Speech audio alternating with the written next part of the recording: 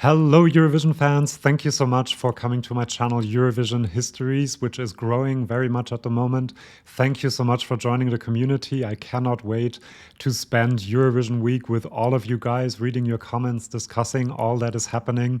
I'm so excited that Eurovision is so close. It's only 2 more weeks till the Eurovision final. I thought I'd do another Eurovision prediction on who the winner of Eurovision 2023 is going to be. These are my favorite videos to do. I already tried to predict the jury winner and the televote winner, and I will kind of refer to these predictions, combining them into a general Eurovision prediction. And compared to last time, I have 2 countries that are not in my top 10 most likely Eurovision winners anymore, and these are Czechia and the United Kingdom. Both of them kind of because of the pre-party performances that just seemed a bit too messy, a bit too unappealing, really.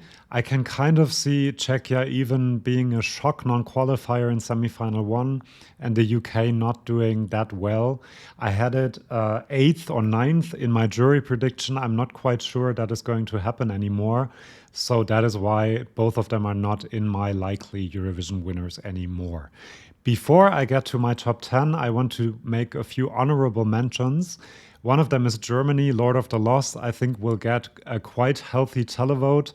I'm not sure about the juries. They're not doing too well with the Euro jury, for example, that was revealed yesterday. They didn't do well with the juries in the German national final. So I think that will hinder them, but I do hope for quite a good result for Germany. Then Switzerland, because I kind of see a pathway for this to really appeal to a lot of people, despite the lyrics that I don't really like.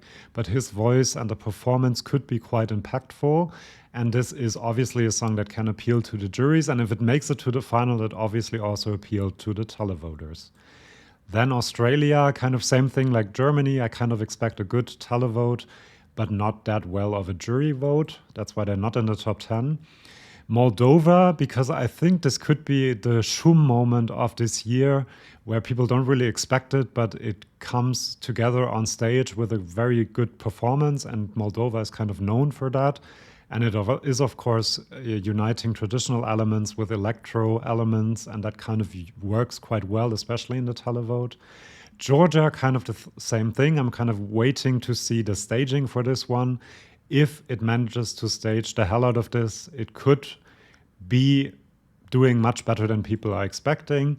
And lastly, Croatia, because I do think that this could be a shock televote winner because of their fan base, because of a lot of people just voting for this song for the message or for the craziness. Okay, these are my honorable mentions. Now let's look at the top 10.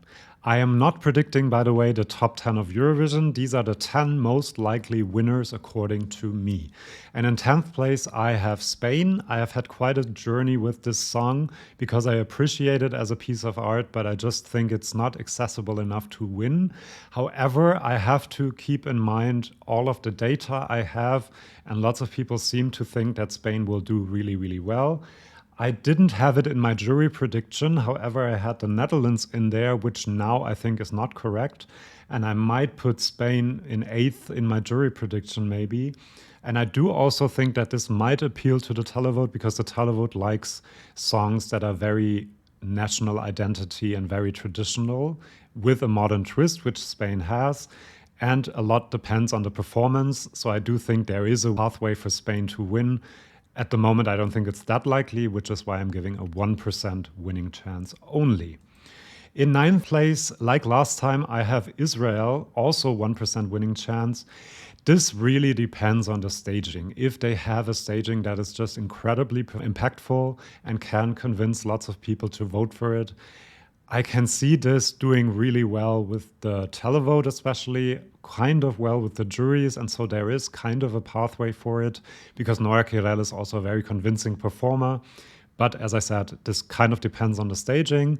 I'm doing an update of this prediction after we have seen the rehearsals and also on the day of the final. So subscribe if you don't want to miss that. And by then, this may have changed. If the staging is great, if the staging isn't great, Israel may fall out of my top 10. In 8th place, also a newcomer, I have Armenia. I had it 6th in my I think, yeah, sixth in my jury prediction, and I didn't have it in my televote prediction, which I think might have been a mistake because she's a big, big star in Armenia, and there's a big Armenian diaspora, first of all, and it is also a song that can appeal to a lot of televoters. So that is why I'm putting Armenia eighth in this prediction. Then in seventh place, we have Ukraine, and you can see that it has gone down quite a bit since my last prediction. In my very first prediction in January, it was actually number one, but I do think that this entry is not strong enough to actually win Eurovision, even though I think that Ukraine is going to get a very, very, very healthy televote. They had over 400 points last year. I don't think we can expect them to have less than 200 points, at least, I think. But in the end, I think the juries will not give this song all too many points. I do think that if they have a very good televote and if the juries kind of respond to it more than I think they will, it is a slick pop song and a well-performed one as well. So it could happen that they get enough points to get through and to kind of win like Jamala did or like Duncan Lawrence did without winning the televote or the jury vote. But at the moment, I kind of don't think it's very likely. In sixth place, and this is kind of a tie with fifth place for me, I have Zarra, La France, and she has gone up quite a bit. And I have a 5% winning chance like fifth place. I just think I had France in fifth place in my jury prediction and in sixth place in my televote prediction. So this could be the compromise winner, so to speak. Maybe one country wins the televote, another wins the jury vote, and France does really well in both of them and does a Duncan, as I like to call it, and wins Eurovision by just getting enough points from both sides of the vote. And I can see that. I'm really looking forward to the rehearsals because I do think that she could go up higher in my prediction. Actually, she's now fourth in the odds and kind of on Ukraine's heels, so might be third once we get to Eurovision week. Really interesting. I'm really interested to see the performance for this entry. In fifth place, I have Italy, which is, I think, an outlier in a lot of predictions. Let me explain myself. This is going to be the only real traditional ballad in the final, along with maybe Switzerland, maybe Estonia, if they make it through the semifinals. And he is just an incredible performer. He performed on German television and his song was in the top 20 of German iTunes after that. So it actually has, I think, an appeal in the televote. I didn't have Italy in my televote prediction, which I think might have been a mistake. He's going to get lots of points from Malta, from Croatia, from Albania, probably also from Spain. He's a big star in Italy, which will help to give him some diaspora support from Italians around Europe. And he's just an impactful performer.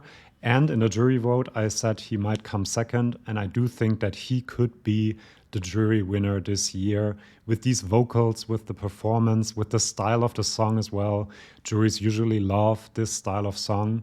So Italy could win the jury vote and do well in the televote and win for that very reason. Now in fourth place, I have, growing on me, Norway.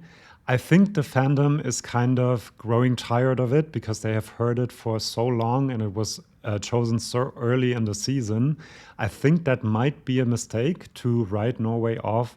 It's doing really well in the odds, in Eurojury, in the scoreboard. People really like this song. And the fact that it was a viral TikTok hit will help it enormously, I think, with the televote. It's a message song. It's the kind of song people really get into. It will be great in the hall and that will translate through the TV screen. And here again, you have a song that can appeal massively to the televote, but it also has the aspects that juries like. If she gets the vocal right, it has a good vocal performance, it's a slick pop song and juries usually vote for this.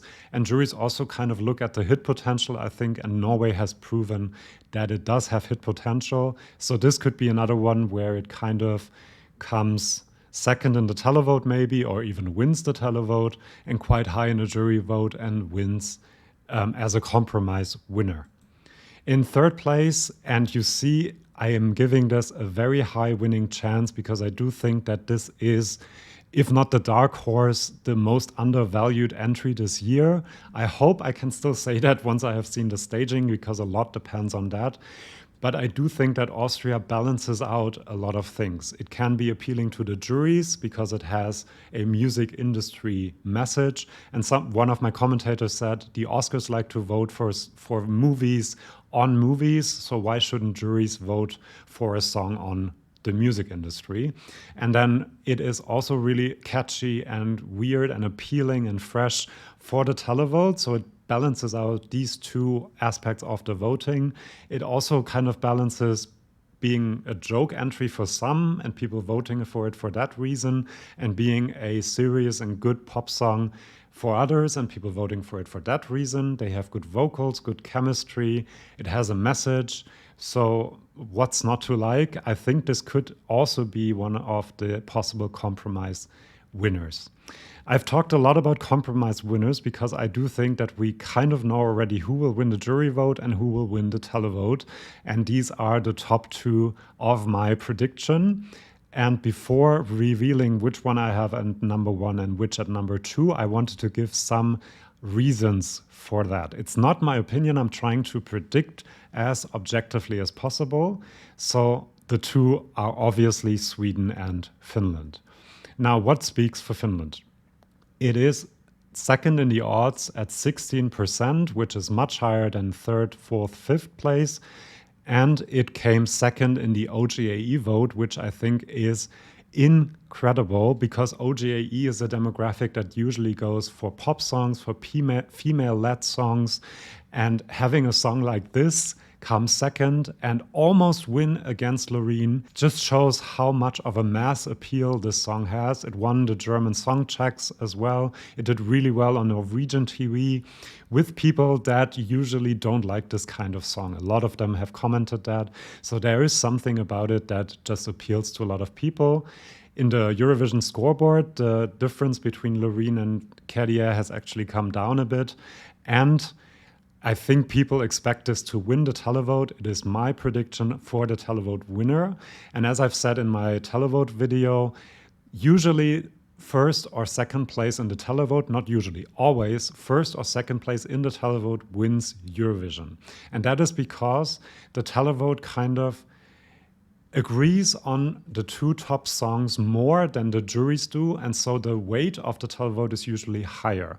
And if Käärijä wins the televote with a giant lead, that could be enough to equal out the jury winner, which I think will be Sweden. So these are my arguments for why Finland will be the winner of Eurovision. Here are the arguments for Sweden. And that you can already see there are a few more. The odds are at 46%, which is incredible. People really think that this will win. It won the Euro jury with more points than anyone ever before yesterday. It won OGAE, which is not that surprising, but still. It charts in lots of countries already, including in the Netherlands and Belgium, in the Nordic countries, in Poland. So it kind of shows that this is a very popular song. In the scoreboard, it is in the lead. It has decreased a bit compared to Käärijä, but it is still in the lead with over 25,000 points, or at least 20,000 points, I think. And jury televote. This will, I think, win the jury vote, sorry. The juries love Sweden. The juries love a song like this. And it will do quite well in the televote as well. Might actually win the televote too, because it is just very appealing to the general audience, which is why I am predicting Finland as the second most likely to win and Sweden as the first most likely to win. But you will see that I think 45% in the odds is actually way too much for Sweden. I'm giving them 25% winning chance and Finland around 23. I can kind of see both of them winning, but Sweden just has a few more arguments in their favor. So this is my prediction of Eurovision 2023 before the rehearsals. I'm thinking about doing one maybe next Sunday if enough things have happened at the rehearsals. If not, the next one will be on final Saturday, May 13th. So subscribe if you don't want to miss that. Let me know in the comments what you think of my prediction. I love discussing with you and reading your comments. And please subscribe to my channel, and I'll see you for my next video. Bye-bye.